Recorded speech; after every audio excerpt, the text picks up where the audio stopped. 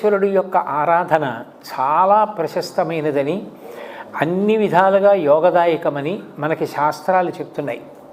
అటువంటి విఘ్నేశ్వర మూర్తి యొక్క ఆరాధన ఈ స్వయంభూ క్షేత్రంలో చేయడం చేత మనం ఇంటి దగ్గర చేసేటటువంటి ఆరాధన కన్నా 1,000,000 రెట్ల ఫలితం వస్తుంది. ప్రత్యేకించి ఉదయం 6 గంటలకి జరిగే సహస్రనామార్చనలో పాల్గొనడం చాలా చాలా యోగ్యమైన విషయం. సహస్రము అంటే అనంతము అని సంస్కృతంలో, కేవలము 1000 అని కాదు. అనంతమైన నామాలతో భగవంతుడి యొక్క ఆరాధన. నిజానికి అన్ని పేర్లు ఎవరు పెట్టుకోరు కదా.